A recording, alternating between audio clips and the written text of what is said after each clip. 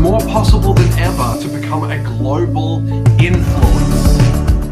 Welcome to the Global Influence. Today, I have a phenomenal man that I am so honored that we've known each other for like close to 8 years now. We've known each other for a while now. Yeah, quite a Uh, while. this incredible man, his name is Thomas Duncan. He is an expert in human behavior. He has over 12 years in the industry, and he's supported so many people along his journey in so many different areas. And when I say this, like when I say expert of human behavior, he is.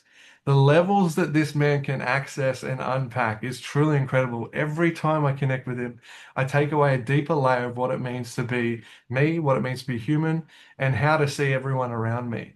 I'm so excited for this conversation today where we're going to unpack so much about that, relationships, and more. So thank you so much for joining me, Thomas. Welcome. Thank you for having me. It's an absolute pleasure. Oh, I'm getting spammed by emails. Yes. Emails, go away. Go away, emails. All right. So I'd love to unpack and start things off with yeah, talking about relationships because I know it's a big move that you've been moving recently into, and particularly about hot, passionate, spicy relationships and how to encourage people into that. And Mm. so, why does this area mean so much to you? Well, I think what's really important is to, we can define things differently. So it's important to understand what we mean by hot, passionate relationship. Yeah. Um, and, rather than being the fantasy thing that, we think on TV, becomes real to us. I really think it's hot, passionate is how you feel about yourself in the relationship.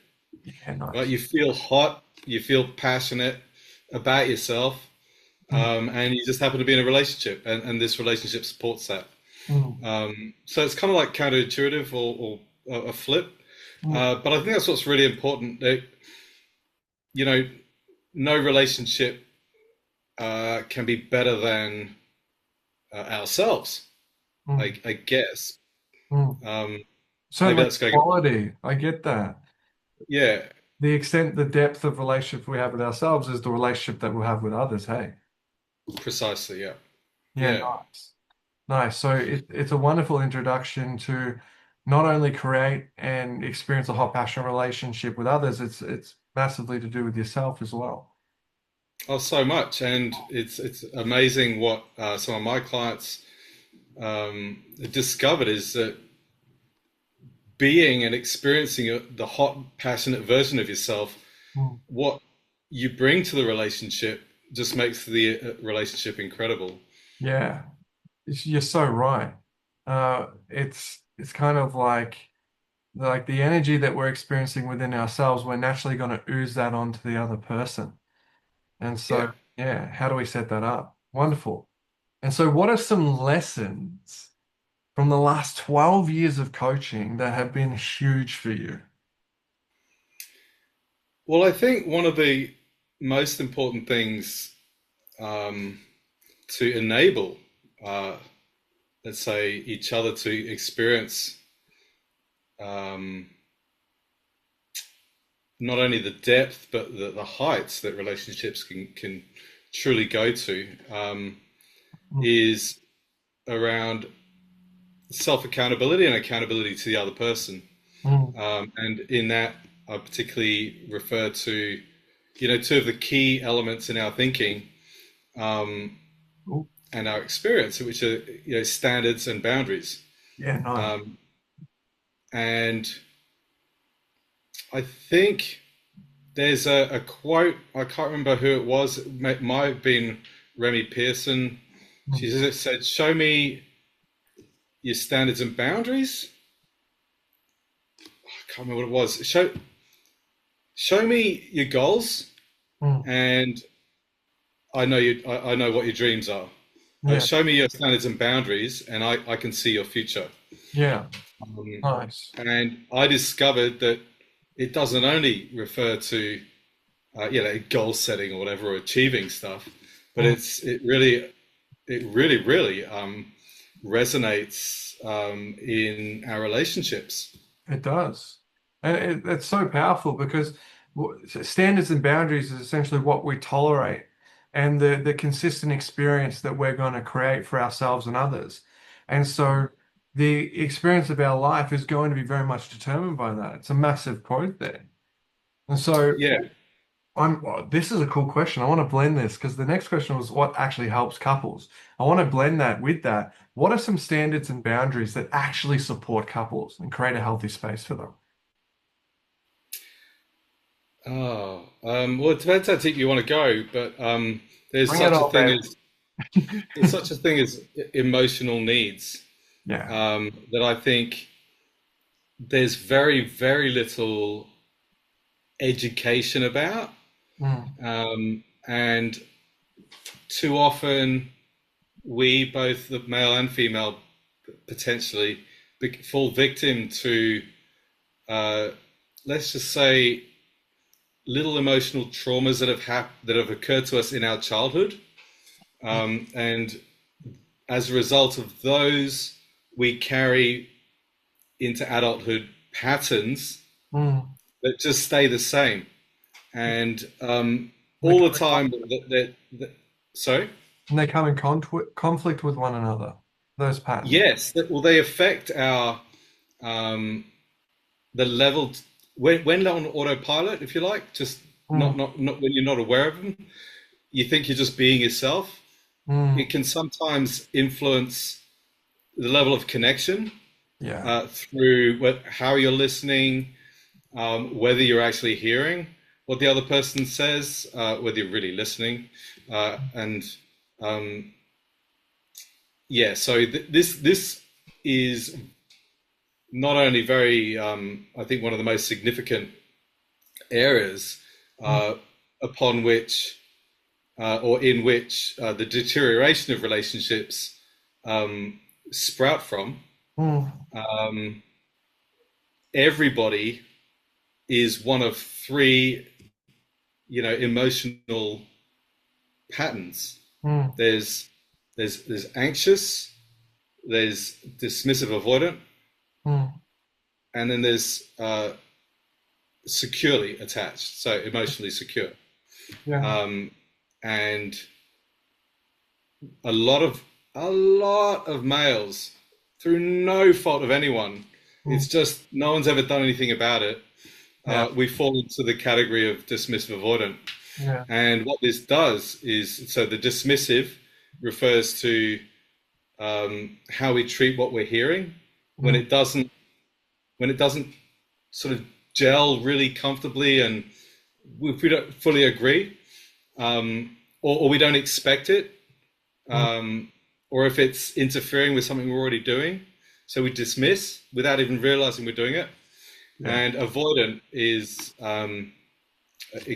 getting in touch with our emotions, in order to, um, I guess, uh, rectify, in order to get ourselves to emotional, secure attachment, where everything works really well.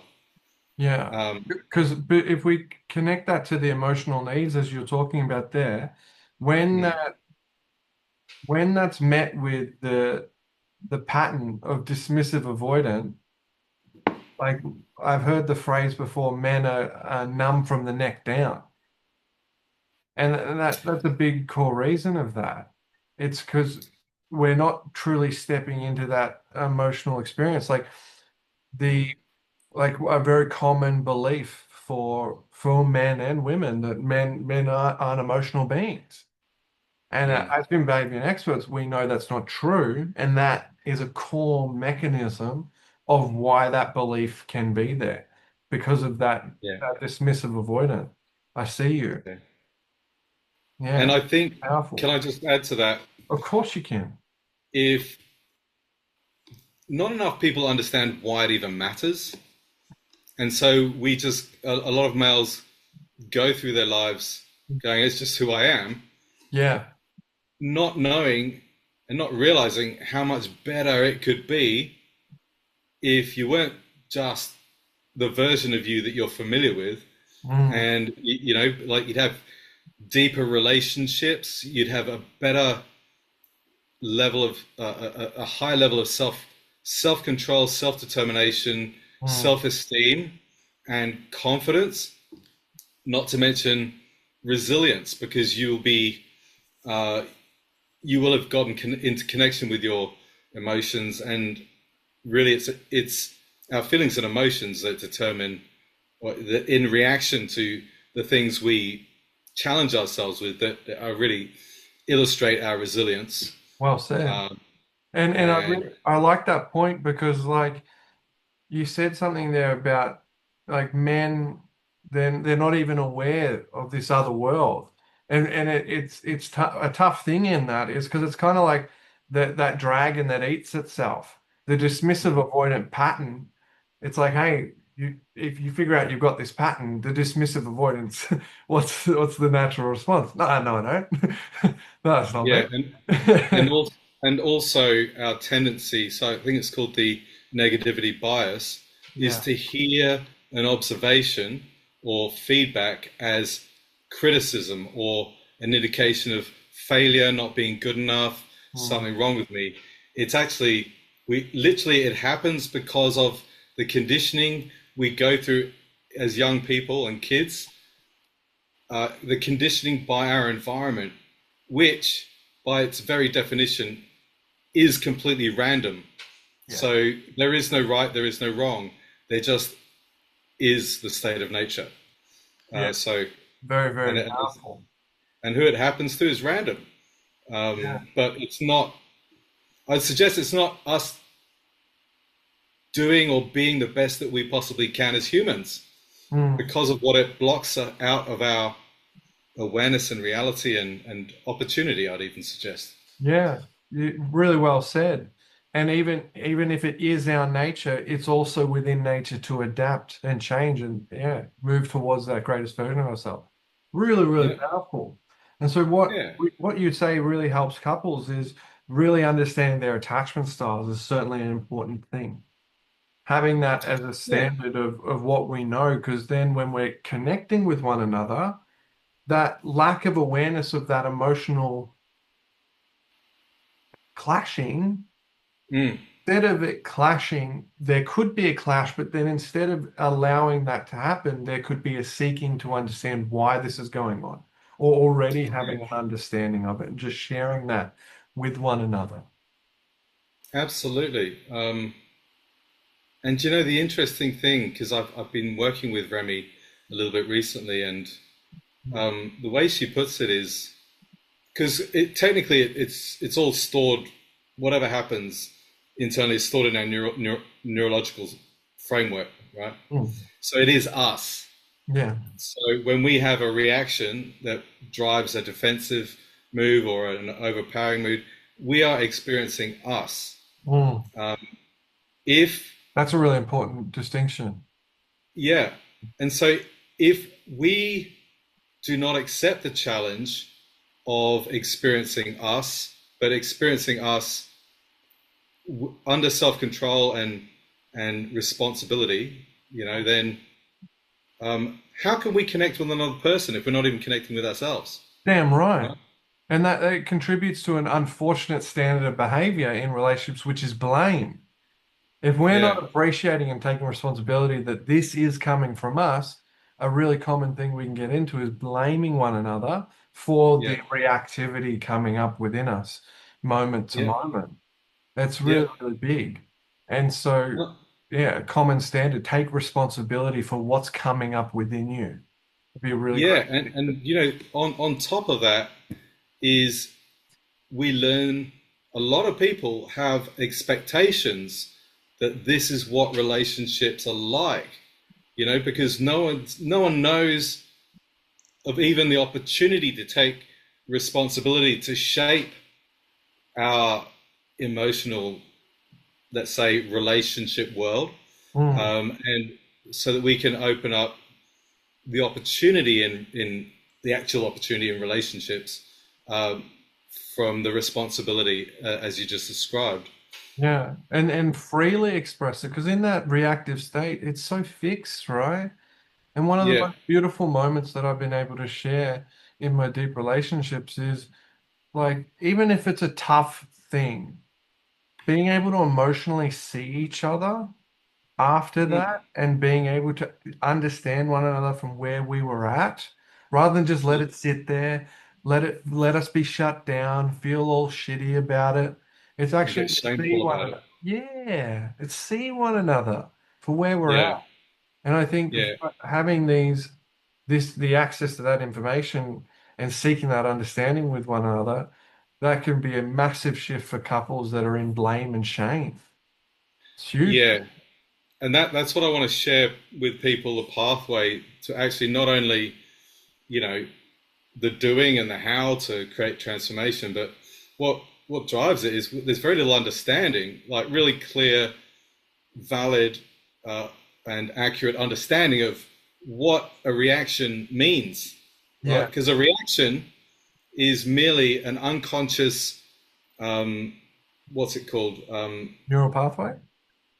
Well, it's driven by the neural pathway, and it's from the unconscious. So it's Mm, an unconsciously instigated, if you like, action. mm. It actually, and Compulsion. most of that is from our conditioning and our childhood. So essentially, it's the 10-year-old self doing something in the adult world, Yeah. but we can, because of our thinking and our understanding of it, we the perpetrator can feel shame about it, embarrassment, also, and others don't know what to do about it and don't know how to, if they're supporting it or not, or how they should support it or not. But essentially, we're not responsible for all that stuff, right? Yeah. That conditioning, because we never knew to take responsibility, and right in the beginning, our brains were not even capable of taking responsibility. No. It's what we choose to do from this point forward. Yeah. That's what we should judge.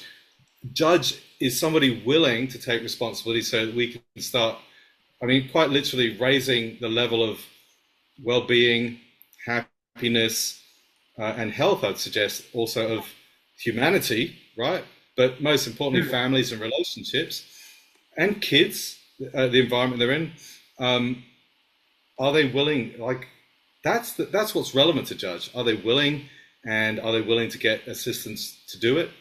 And it's just one of life's opportunities, really. Yeah. And That it's old world of ignorance is status quo, yeah. and this the research, the science. That's what this is, and this is the opportunity, right? Neuroplasticity gives us this opportunity to It develop does. new habits. And you really beautifully unpack that. And there is layers to it that unfortunately many still do not understand. That's a Mm, completely different world. And I trust the audience is realizing you're a bloody expert on this, mate. So thank you for helping and deepening our own understanding around this. And so, yeah. like, what's interesting though, which you would have certainly seen, it's wonderful to notice through change makers like yourself, the work being more and more common for some though. It's interesting, a lot of the world, I was having a conversation the other day, like 10 years ago, you couldn't walk into a cafe and talk about childhood trauma. But Mm, now you can unpack it a bit more. There is a deepening of understanding. It's wonderful to see the world moving forward, but there's still so many gaps at the same oh time. yeah, And yeah. so I'm curious, all the way back when you started, I want to know what was the reason why you wanted to become a coach? Why did that matter to you? Well, in the beginning, I didn't. In the beginning, I was just trying to figure out how to help myself because Yeah, wow. I went through clinical depression and, was on meds, and I thought I realized that maybe I could help myself a bit more than just rely on chemical change, as it were.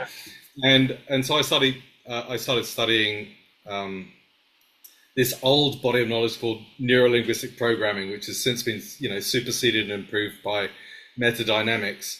Mm, But nevertheless, then I found this college, the Coaching Institute, because I was looking to be taught it by someone rather than just reading it out of a book. mm, Maybe so I could test my understanding of it and that sort of thing. And then somewhere along the way, I something clicked, and I just went, actually, I'm quite good at doing this, and I really enjoy it. And I was having a great impact with the people that I was working with, and I just went, well, if I can make money doing something I actually have fun doing, Mm. that lights me up, then I'll go and do that. So that's why I got into it. Um, and yeah, I mean, yeah, that's in a nutshell why I am where I am. It started all with you and Yeah, supporting you, and I can really, really appreciate that. I trust that we all start for a different reason, but a lot of us come there where it's like, hey, I really want to change my own life, and good on you for yeah, doing so. yeah. It's a Thank big you. deal because yeah, as we talked about earlier, so many people would have just avoided it, kept going. So go you Yeah, for truly wanting to connect. and I was dismissive avoidant Yeah. because I'd been, conditioned by the environment my dad made, Mm. and it's a lot of it's uh, if it's through family, that's called tribal cycle. Yeah. Happens, it goes generation to generation, Yeah. and yeah, Passing on these patterns. I'm lucky that I pushed against that instinct Yeah. to get away and ignore it and dismiss it. Yeah. Um, Good on you. And for yeah, anyone listening right now and who's considered something like that and might still be caught in the tribal cycle, let that be a great push to, hey, try something different. Go against the yeah, norm. Um, yeah. it's the best kind of rebellion you can do, hey. I reckon rather than go, this is just how I've developed. Mm. That is tribal cycle. Yeah. That's not consciously choosing who you want to be. It's not the future. It's not the authentic future you. Yeah. And often, you know, conditioning from our environment, inevitably, to varying degrees, takes everybody away from centered self. And centered self is, where you've got high self-esteem, you're calm, you relate well to other people, you come from, good intentions or the heart or love, and you're all about making a positive difference. You have fun, um, and you have great relationships. Yeah. That's the centered self. And And there's so much more. it's such a Um, deeper frame than how most people might language that as just being myself. It's because yeah, there's no definement on that of it being the centered self. And so yeah, from being us, it could be just simply a version of us or a part of us. But yeah, centering ourselves, there's balance there and so much yeah. more, as you said. And so I'm curious in that, like, what has been your biggest lesson from working with people after you got in for this journey for you, then you started supporting others. What was your biggest lesson from supporting so many people? I think the biggest lesson is it's abnormal not to have something that needs that you need help with Yeah, uh, thanks. through coaching methodologies and frames. There are 54 plus frames of how our brain thinks, makes sense of things, perceives self, and so I think it's an abnormality. It would be an abnormality if any person was free of everything. My mentor says that you would be Buddha, right? Yeah, And so, but a lot of people, there's a negative connotation, like if you need help, da, da, da, yeah, da. But it's abnormal to not, and I think that's the biggest. That's one of the biggest takeouts, and it opens the window or door for anyone to go, I'm normal, right?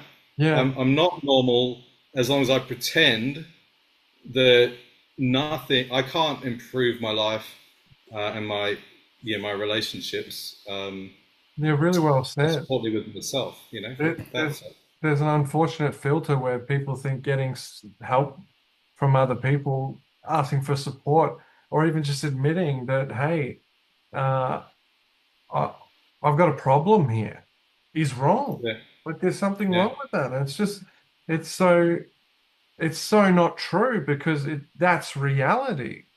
That's what it yeah, means to be human, to be experiencing these problems. As that wonderful mentor says, you'd be Buddha if you were all G. We're not. yeah, We're human beings. And yeah, like, I love that just really classic quote. To be human is to err. Like, yeah, and so that's a a fact of we need support in our life. We need help. yeah. And so I trust you've been able to support so many different people on your journey. I want to know, like, what was somebody that you got to help? What was like one of the best moments of your coaching career when helping a client? Um, so probably the best was when a client who's still with me, but just going to incredible heights. Like we're dealing with all this stuff now. Mm, Um, Relationship breakdown, married with kids. Um, I'd say he was dismissive avoidant, but he was also beating up on himself, and he was very reactive mm, to, let's just say, an obsessively negative and critical partner. yeah, Kept triggering him, and then there just came a point where he and together we were able to make some shifts so that the triggers, uh, I mean, essentially, were switched off, yeah. were through association and that sort of thing. Wow. Um, and he became resilient against, let's just say, the weapons that she used to hurl at him, Mm, and is now in a very empowered state. It's just his focus was no longer occupied, and energy no longer drained by that, and suddenly became available for what he could build. yeah. Um, Given that, I mean, the deterioration of the relationship essentially, was beyond uh, his control and influence, and so a few shifts and start focusing on what we can control and influence, while at the same time shifting how he related to uh, the daggers coming from the ex, and at Yeah. the same time um, remaining an incredibly powerful father to two young boys, which is Wow. just phenomenally important. Mm. Um, That's and beautiful, my friend. That's awesome. yeah, It's beautiful the extent that we can impact our clients' lives, hey? And yeah, particularly in relationships, that's a big one. I remember early on by the wonderful Remy again, they're teaching me about the reality of tests within relationships, particularly in classic male-female relationships. But the feminine's going to test. It's going to yeah, test the security. yeah, And I think a lot of men, a common thing is that test is a dagger, as you said, a blade. yeah, And when yeah, we can look at that test as a moment to be strong and not react, it's a very, very powerful thing to start doing, to lean into rather than lean away. yeah. And The, also, um, given that tests, and this clicked to me a while back as well, that given that tests are an unconscious, let's say, strategy of a female to mm, to see how secure will my existence be in this. yeah, You can either hear the test as a game that she's playing against you, or you can jump in and provide and ask what reassurance is yeah. it that's being sought. See the Um, vulnerability. it Yeah, comes easy as anything. You just go, how do I reassure her? yeah. What is it she's focusing on here? She's seeking certainty in this one. She's seeking security. That's her Yeah, value there. And yeah, and when we can see that from a beautiful thing and handle it with elegance, that's the goal, right? yeah. But what do you reckon? What's the most common way maybe a man might experience a test from his woman? What's a common way it might happen? Oh well, I think nagging is quite common. Mm, But bear in mind they're dismissive avoidant.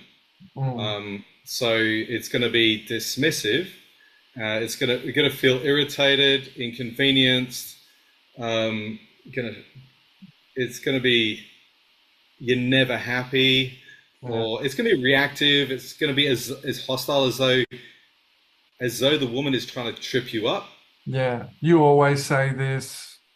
Yeah. Whereas in fact, the woman is also communicating what matters to her, Yeah, right?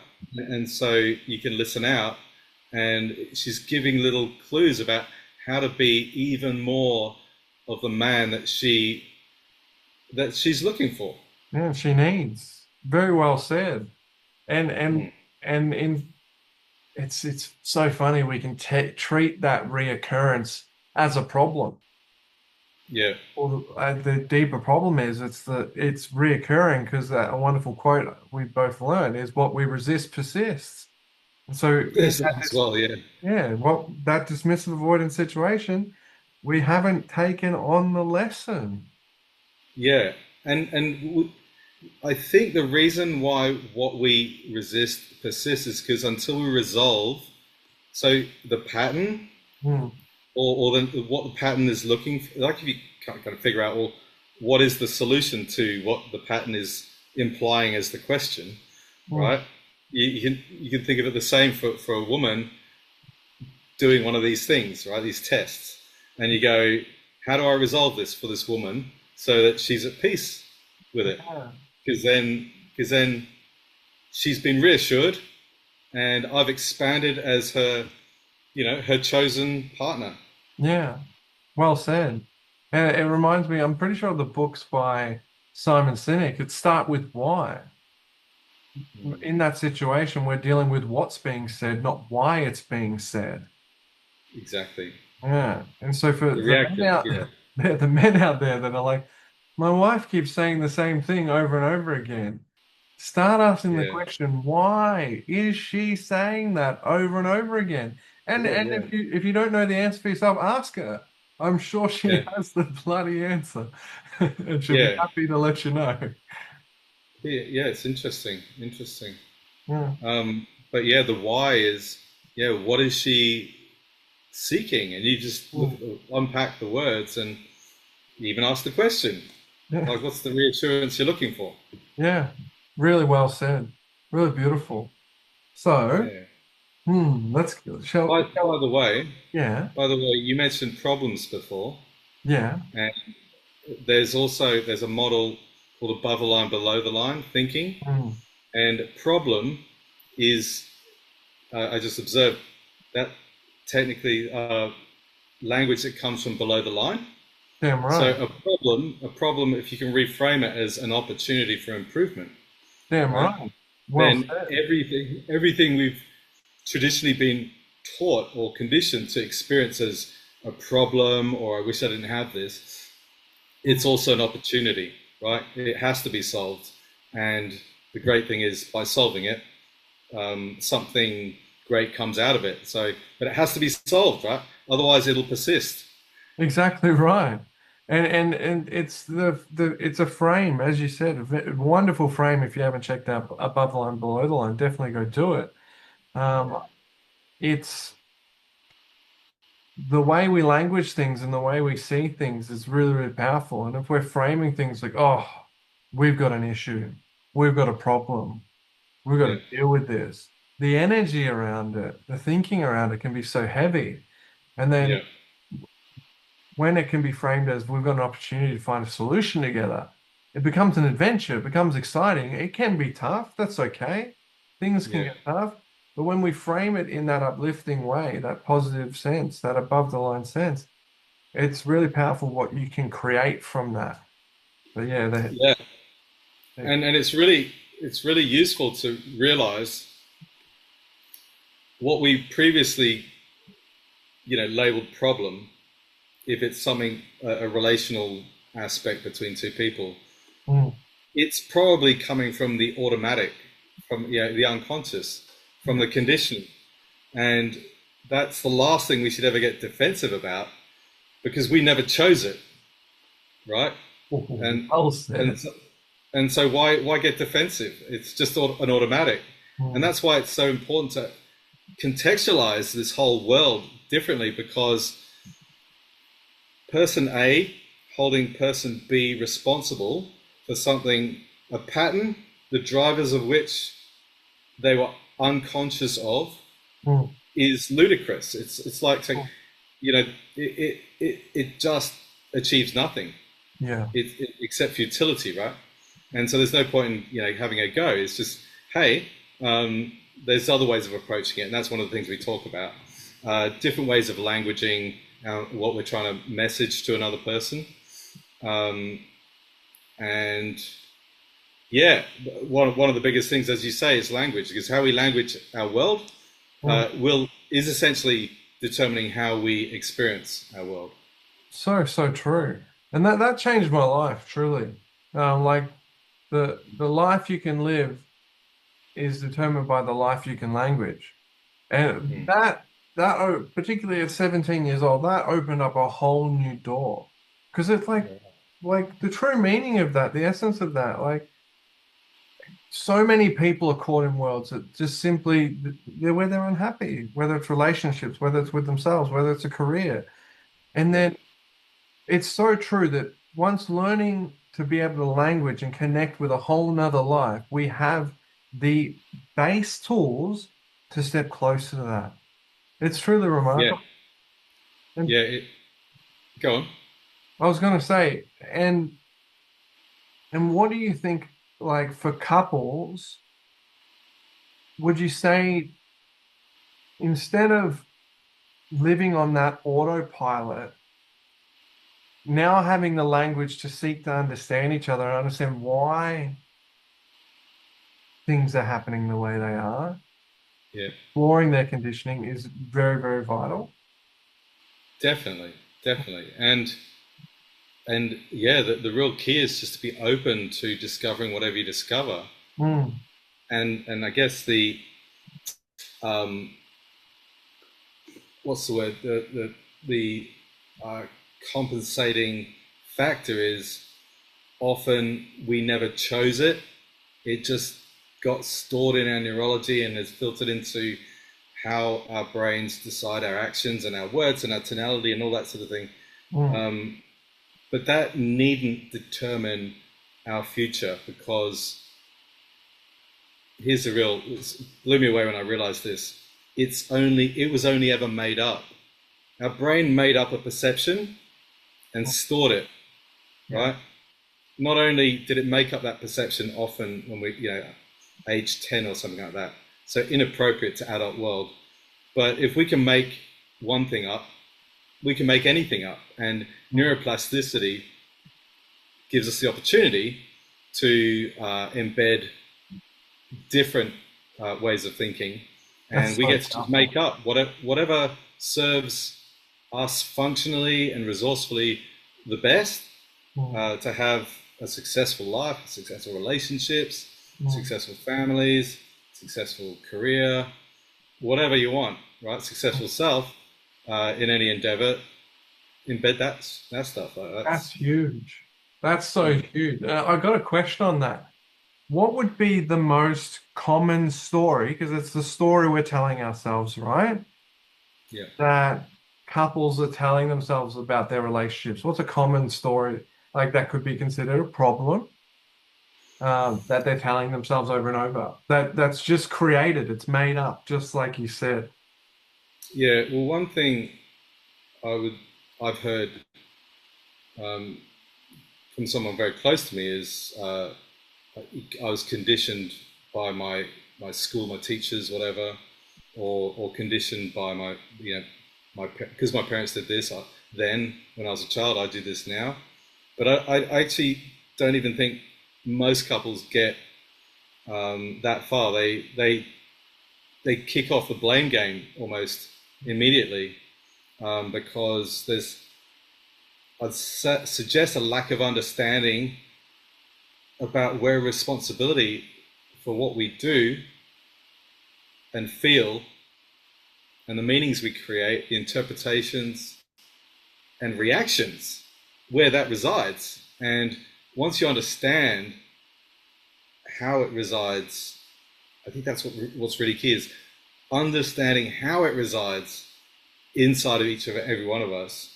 Mm. Then it opens up the pathway to creating the changes that if we could have anything we wanted, had a magic wand and stuff, you know, how would we make that happen Mm. in respect of our behaviors, in respect of our reactivity, in respect of how we feel, our moods, our habits, our strategies, patterns of living, um, quality of relationships, depth of relationships.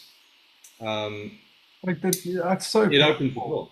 Because like Mm. in the particularly the blame game, if we're constantly blaming our other partner for an experience or the story we're telling ourselves, let's say, What it the means. quality, it's just so much disharmony. But when you're Yeah, truly being accountable for your actions and seeking accountability and seeking understanding from one another, it's beautiful what you guys can create together. It's truly yeah. special, hey? And the funny thing is, once you realize, like you really relate to and embed and you really fully get that it was all made up randomly, right? It's just all conditioning. No choices were ever made about what and how it became embedded. Yeah. It becomes once you observe, if you're with the right people, you laugh at it and you just literally go, I can't believe I just did that. Yeah. You know what I mean? Yeah, there becomes It's a joy in it. Like, oh because my it's God. the old version of you're laughing at your old version of self, Yeah.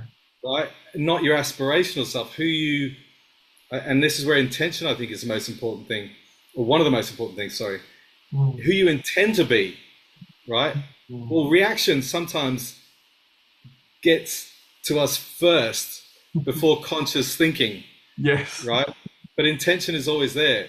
And Yeah. then there's the opportunity to take responsibility and, you make amends and you apologies, whatever, and you recommit the Mm. future self, like the aspirational self. But, reactions are quicker. Yeah. Oh yeah. It's So why ripples are coming. I love Teal Swan's frame about ripple and repair. Ripples are yeah, coming. And it's it the quality of a relationship is determined by how ruptures. long you let that, yeah, rupture. How long you Yeah, let that rupture in between the time between then you go and repair it. If you let yeah, that rupture for too long and then never let that be repaired, that's where it can go to the case where you can't go back because it's just too much rupture, too much splitting. And so yeah. the quicker I we think, get to repair, yeah, but I think once you understand the territory, if you like, mm, right, the real territory is research based. yeah, We don't we design not to not repair, yeah. right? We want to repair because it elevates us. It takes care of something. It empowers us to take care of something proactively that we care about, Yeah. um, and it's not in our instinctive drivers to just sit there. If there's a better opportunity over there, we always move towards higher value. Mm. Um, I like but to but say, I like to say our hearts are hardwired for harmony. yeah, Mm. and we benefit, and we benefit by being courageous and taking a risk when we know we're doing the right thing, Yeah. right? And the right thing is repair, and the right context, which is essentially the territory, in contrast to the unconscious map of reality that's in our heads. Um, it's the opportunities right there, and Mm. and the context is yeah, it's usually automatic. I wasn't thinking. Um, that's where the question of if you do it once, it's an accident. You do it twice, or you do it three times. It has different meanings. Mm. Is it really who you are? And you know what I mean? Yeah. Changes from Um, it happens once, like a possibility. If it happens twice, it's a choice. If it happens three times, it's a habit. Yeah. yeah, yeah. Yeah. But habits. all we got to do is accept. We got to have a few times of catching ourselves out, Mm. of slipping up. But if our intention is to change a habit, Mm. um, It's yeah, possible. yeah, It's super possible. If yeah, particularly if it's been with us all of our lives, the slip up's going to be there. But practicing it, having a coach particularly to unpack it and be accountable to is really, really important. And so I want to go deeper because I think we explore some really wonderful and tough and real things going on in relationships today. I want to know mm. what do you think is probably the most common issue? Am I using the word issue? I'm going to say struggle. What do you think women struggle the most within relationships? Struggle Well, with the most. I think it's having their emotional needs taken care of. Yeah, Um, yeah. Stats: 80% of marriage breakdowns are initiated by the woman, Mm. and we're men, but men are we don't even know what we're not doing, right? Because We're avoiding. whether it's well, yeah, but it's from conditioning, right? And it's from the patterns or whatever. Yeah, but essentially, dismissive avoidance will not even, it's not even visible. It's like the emotional world. And this, there's a culture of, if you're emotional, it's a sign of weakness, right? Which is slightly outdated. It used to serve us when we were, societies relying on battles to take over other countries as a way of self-fulfillment, but we're Yeah, kind of past that these days. yeah. Um, but it's It emotional. creeps back in, but it's just so not the way of being. Not the Well, greatest way of being. it's not the best that we can do. It's not the Yeah. long term the most Well functional said. way to get a solution, right? No, Um, God, no. and yeah, it's emotional needs. Yeah. That's what I think the stats are showing. Yeah. Struggling Um, with those needs being met. It's yeah, so, so important. And then, yeah, the obviously the contrast of that for men, it's showing up and providing those emotional needs. yeah. And I think first there's an education piece that has to fit in there so that men can start feeling or can contextualize it differently, um, actually start experiencing it for themselves even, Mm. um, and hold themselves to account. You know, we can't hold ourselves accountable for anything that we're not even consciously aware of, or we can't relate to. Yeah. I don't think dismissive Totally. avoidance have enough relatedness to emotions and what to do with emotions. Yeah. Um, Like I've had men in sessions like I trust you have, it's like the first space where they're able to come and just cry their eyes out with no judgment or shame. And we need that as men. We need that space to let it all out. It's so important. yeah, yeah, definitely. There's the development work that involves ego, letting go of some stuff. Mm, The ego is actually what's crying, right? mm, Um, but it's the unconscious, the ego, whatever you want to call it. The ego's like the ego identity. mm, Uh, it feels it feels hurt, yeah, right? But if that is not serving you well in your life to have the kind of life you want to have, right? You have to move through it, and that's part of the challenge. But the great thing that I haven't heard anybody mention before is it's not forever. Like mm, it's like tearing off a plaster. You'll have tears, all right. So get comfortable. Like be with someone who can support you and won't judge you and stuff. Because this is inevitable. It is the pathway, yeah, and there will be tears. But it doesn't mean you're a tearful or emotional person. It just means your ego, whatever the unconscious identity, um, gave up and let go of the thing that you've been working on. Damn That's right. what I discovered. And it's really, really important that we're in that river of expression, particularly with that identity of just having everything together, stoic, Mm, unemotional. yeah, I think there's a time and place for that. And we need to be so much more emotionally available, not only to ourselves, but our partners. It's deeply, definitely.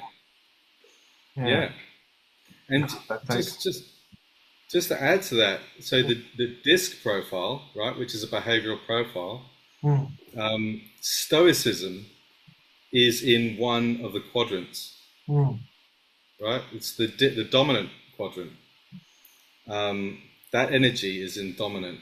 Emotions are maybe on the opposite side. Is yeah, it S? yeah, So yeah, steadiness. stabilizing. Um, Mm, yeah, and the other two, which is influencer and um, compliance, whatever that means, not important right now.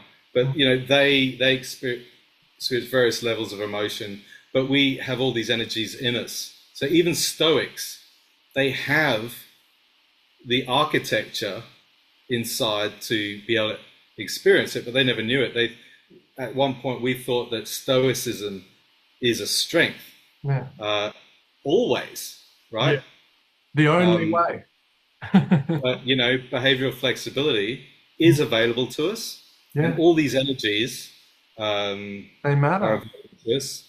And did you know whatever energies we end up dominant in, Mm, they are the result of childhood traumas. Did you yeah. know that? I did know that, but most people aren't aware because like eDisc is wonderfully in so many different companies, and it's so great that that's true. And Yeah, so like I'm certain my brother did eDisc, but he wouldn't know that. Most people wouldn't know that, and so yeah, it's so powerful to understand that that's where so much of our stuff is coming from, and we've got to understand yeah, that through these different modalities like eDisc yeah, to understand why our behavior is the way it is. It's super powerful. yeah. It, And the ability to resolve what has emerged as a result of those, traumas that, we're just passive, whatever, no one is responsible. Um, that's incredibly empowering because we can be whoever we want to be. yeah, We can behave like Bill Gates or even Einstein, like whatever. Like they are just versions of human possibility. yeah. Maybe it'll take a while to learn as much as them, but choose anyone, a leader, We can or emulate it. It's the beauty of modeling, hey? yeah. And I Mm, think that's the challenge to become who we want to become. mm. That's what lights up the brain, I believe. Oh Like yeah. it is made for that. That It is is made for neuroplasticity. that is the sense of adventure that we can consider life, of who we get to Yeah, become. It's yeah, miraculous. yeah. Hmm. I got some wonderful questions here. I want to ask this, but I think this is really important. Why? Why are smart people, intelligent people, failing in love? Why is that happening in the world? I'm curious. Intelligent people. So I think there is a principle: you get what you focus on, right? Hmm. So in order to gain mastery in some sphere, whether it's science or management or finance, um, it's had a lot of focus, Hmm. right? Um, but and this is just a theory, but it kind of comes from all my knowledge of, the critical alignment model, eDisc, the attachment styles, emotional needs, all these sorts of things. Uh, the traits that um, let's just say humans have perceived as um, demonstrating strength in a particular sphere Mm. And not necessarily, well, they're not universal, right? So that combination of traits doesn't necessarily apply to um, relationships, right? So there's that. And on top of that, um, we're human, we're social beings, right? So these people have either had to force themselves or have found it easy because their childhood traumas have, let's just say, mapped their thinking so that it was Supported that. Mm. effortless to focus and not be mingling. Mm. Um, had to focus a lot of time, and so what how we focus, embeds further and further ways of thinking, and so less. Safer to be on our own in that way, in that fixed setting. Yeah, Mm. but we just, as a result of developing all these strengths, attributes, and applying these values, right, that it's we haven't been building the skills in connecting with others Yeah. and experiencing the challenge of emotions coming up, and dealing with reactivity, right? So we haven't built up those skills. We've built up those skills. So we are PhD in whatever. Well, that, it doesn't come from who you know. It comes from what you know. Beautifully explained. And I think it's so important because that there's the understanding in it.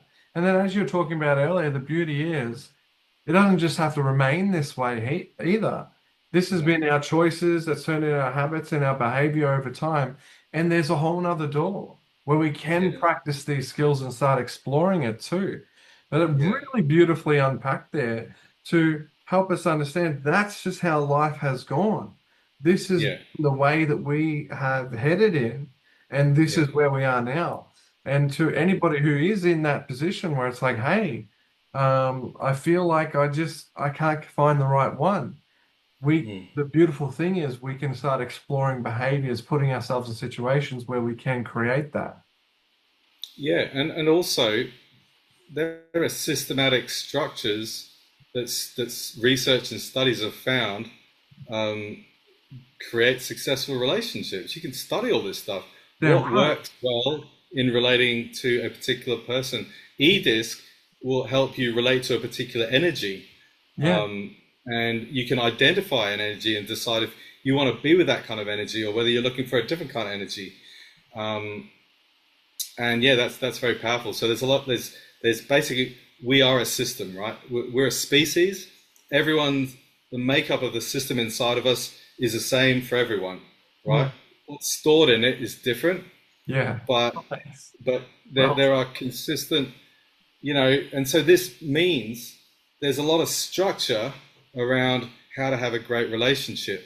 mm. There are, you know, Like the Matrix, you just got to learn the code, plug it in, and kind then of, yeah, you're good. You're golden, baby.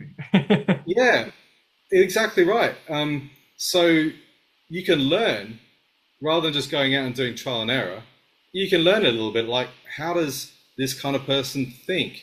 What are Yeah. their values? Like, what would it be like? Who would their choice of male behave like? Mm. Are you willing to become that? Yeah. And what would it take? Because then you got the be do have model, and you go, well, I want to have that version of me. What do I need to do consistently? Who do I need to be to Mm. consistently do what I need to do consistently to have what I want to have? Yeah. So there's so many things, but it's been researched. Relationships have been researched. Emotional needs have been researched. Mm. We're a system. It's consistent for everyone, Yeah. right? As an There's no. intelligent being, you've got the skill to lock in. You've got the skill to figure something out. Point it in the direction of, as you said, who you want to become, what you want to have, and what you've got to do to make that happen. And there you go. You can Yeah, actually start moving towards that. But if you're just yeah, going to continue the same behavior over and over again that you've done your whole life, you will continue to get the results you have right now. And so yeah, that's a core message in that you've got to switch up the behavior. And yeah, masterful unpack of helping us understand why that's happened. That was yeah. amazing. Thank you. I think it's also really important for women, Mm, right? You can use the be do have and say, I mm, want to have a great relationship. What are the considerations, right? Yeah. Um, I haven't figured that out quite yet, but essentially we reverse engineer the results, and you can formulate criteria for Mm. identifying whether someone is close enough to alignment Yeah. in their language, their attitudes, and you go, well, yeah, who do I need to be? Well, I need to be consistent. I need to be holding somebody to account. I Mm. need to be having high standards, right? So it goes back to what we were talking about before.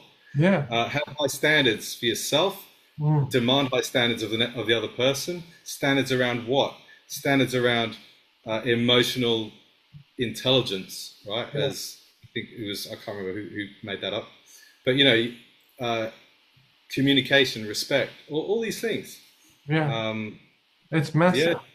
And, and, yeah, and particularly in that frame, it really starts with us, or with women. 'Cause I was reading a post the other day about how it's so important not to just put up with behavior, mm, actually to enforce your needs, enforce standards.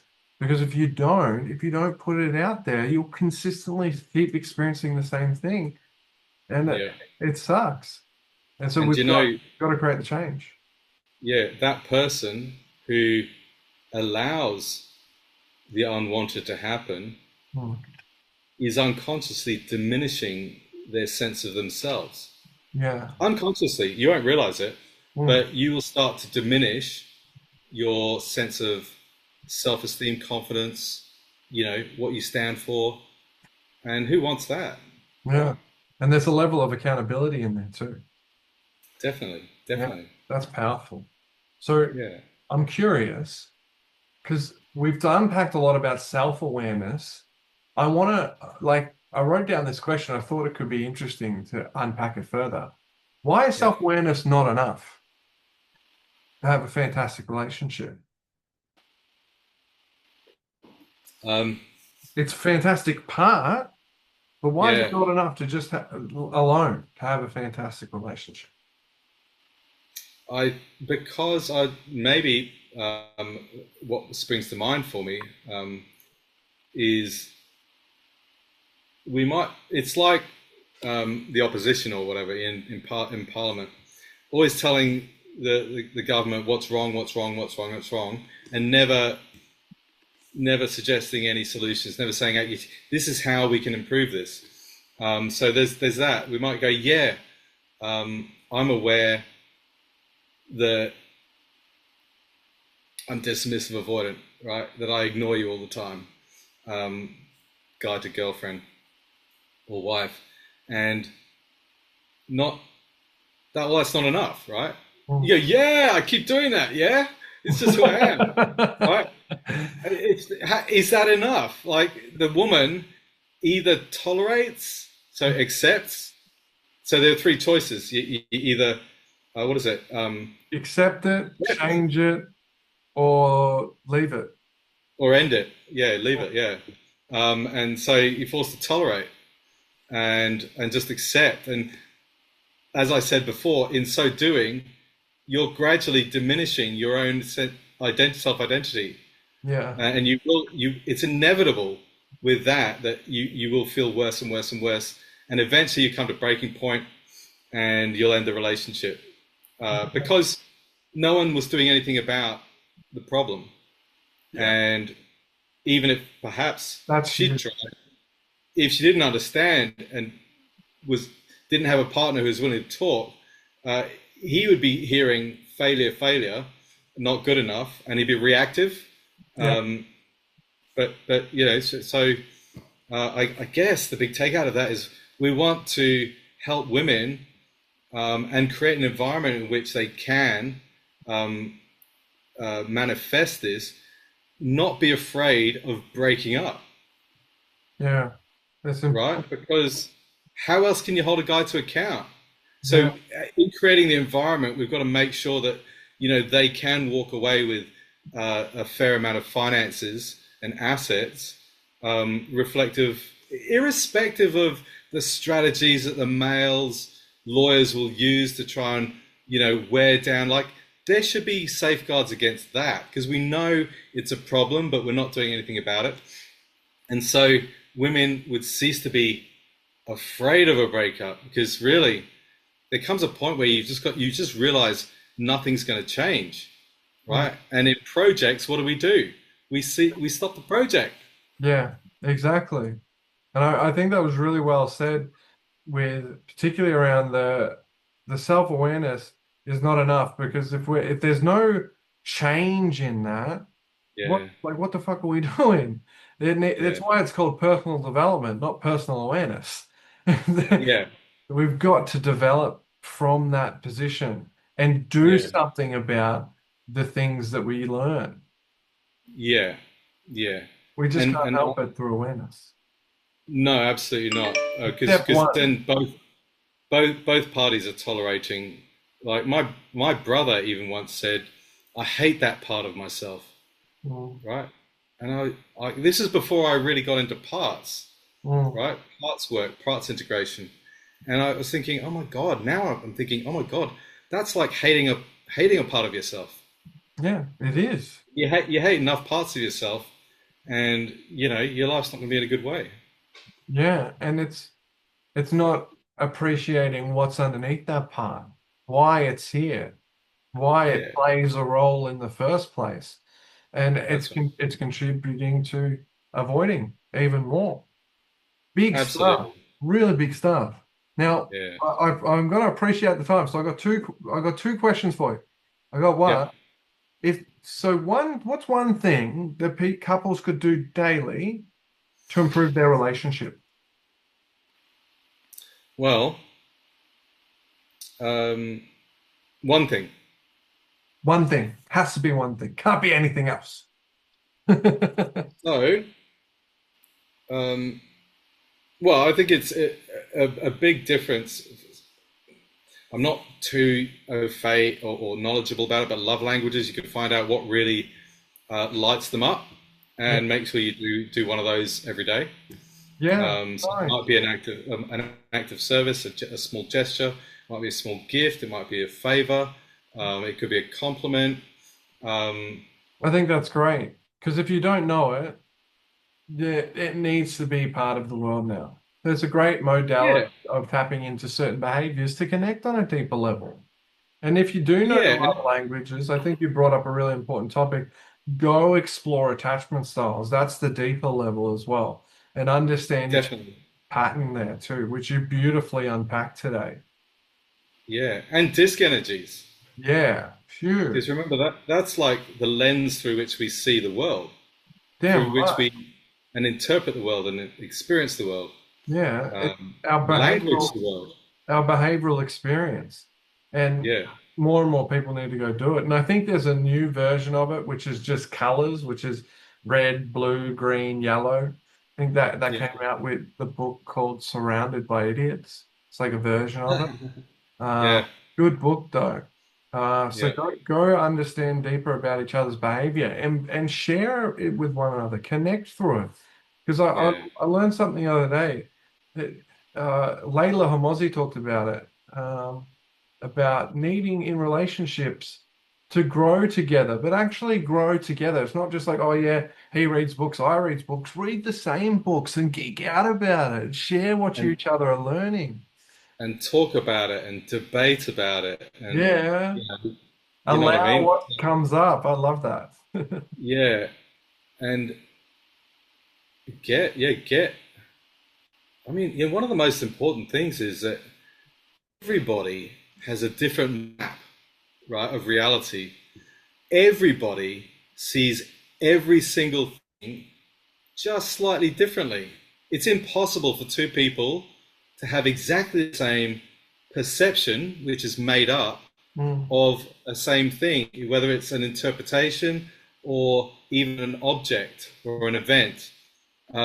And really, you can either like make someone wrong, right? yeah. Judge them as wrong, or you can just go, "Wow, that's really interesting," and Yeah. Be appreciate the job. insatiably curious about what their map is. Yeah, and appreciate that we all see the world differently. Yeah. And You know, if and it's a black and white like difference, embrace it. Be like, oh my God. You see Yeah, that completely differently than me. Not embrace there's exactly. something wrong. It's something That's exactly right. interesting. Yeah. And I think when you talk about and debate and get into this material, like you're suggesting, you're going to see it differently because you're Yeah, going to have different memories. You're yeah, going to have different, just different perceptions. yeah. It's super powerful. And Yeah, I think coming with a level of grace and excitement towards it rather than this negative thing, oh, she sees this differently than me. Oh, great. yeah, Wonderful. Reframe it. So important. yeah, No, yeah, powerful stuff, brother. Powerful stuff. Oh, yeah. well, okay. I've got two more questions. One Awesome. is, oh, okay. What would be your advice for a brand new coach out there? I think that's a cool question. What would you A recommend? brand new coach. Um,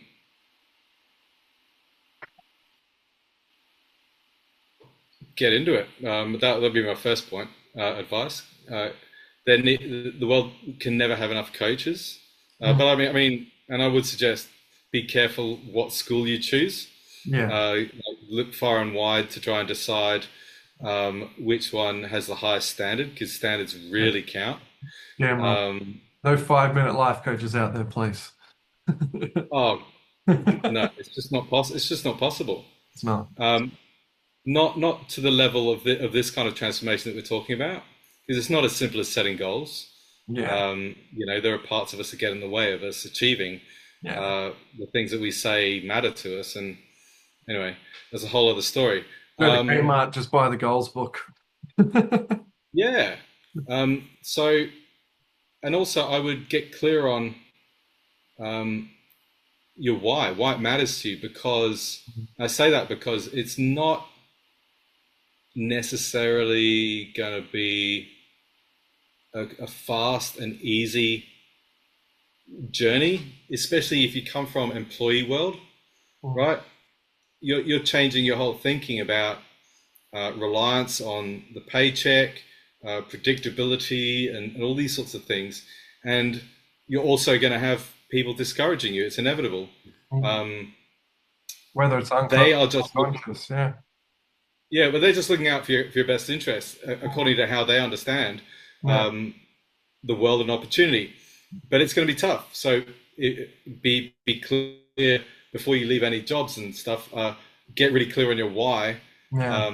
Because if your why is big enough, anyhow, it takes care of itself, and you'll know if it really matters to you. It'll get And I you think through the also, toughest moments. It really will. yeah, Mm. and it'll take it yeah, it's not something just to jump into. Yeah. I'd suggest, like, don't just jump out of a job and hope that it's all going to work out, because Yeah. there's a lot to learn to be a really high quality. Um, Get your runs on the board. yeah, well, that's one way. Get your confidence up in it. Mm. It's another way of it's a whole way of thinking that no one isn't included in any education, but Yeah. it's grounded in research. It's essentially the nuts and bolts of Mm. what makes us us, what makes us do what we do, how we do it, and how we prioritize. Um, The nuts and bolts of being. I like it. yeah, yeah, I take it. it is. It is Well the said. foundational level. Yeah, Yeah, I love it, man. Well, I want to first thank you so much for being here today and sharing your expertise and diving so deep. yeah. Thank you. Seeing the layers that you got to unpack today were really, really special, and I trust this is going to be really impactful for so many. One lucky last question I got for you. I wrote it down because I want to. I'm saying this every single episode now, and I love it. And Yeah. I've found the best way to say it, I think. So here it is. If you had the power to influence all 8.2 billion people with one message, what would you say? Um, I would say don't. So stop. Choose now to stop being reactive to and accepting the status quo of things, right? Because guess what? That's what animals do. Mm, And animals aren't blessed with the prefrontal cortex to the level of complexity that we have. Um, people don't, we can do more. and our brains are just triggered, like driven, and to secrete amazing sense of self chemistry, all this sort of thing, by striving, right, above the line. It could relate it to the above the line, below the line model. By striving above the line and fighting for it, and in so doing, we inspire people, right? We inspire people to push beyond themselves. Yeah. And I think the world, human existence, um, at this time has never needed more, more people striving beyond themselves and becoming who we need to become, um, Well said. so that we can solve some of these big challenging problems that are going on around the world. Yeah, so so true. And made me think to add on to that with the above the line, below the line, talking about the frontal cortex, it's like above the line, that's how you can access the frontal cortex. Below the line, you're still stuck down in your amygdala. So Yeah, go further, go beyond. I love it, man. yeah. Well, I want to roll out the red carpet for you in a way of just saying, hey, what's some cool things that we can connect with? How can people get in touch with you? Yeah. Yeah, so I have a website. Um, it's Uh-huh. www.mindsetofsuccess.com.au. And yeah, I've got a subscription page there. I'll also be starting a series of webinars um, in the next few weeks. Oh yeah. And well, yeah, we're marketing about that. I'll be announcing them on my Facebook page, so you can look up Mindset of Success again. Um, I'll chuck them in the description of the video. yeah, and in LinkedIn, um, get on board, get into this stuff, check it out. It seems crazy, and a lot of people around you will just go, "Oh man, it's mind-boggling and it's crazy." It's the dismissive avoidant will go, "It's not even worth wasting your time on." So you know how to identify them. Yeah. But this is all research based. This has been these changes and application of these frameworks and these models have been replicated by thousands of people already who have had extraordinary results.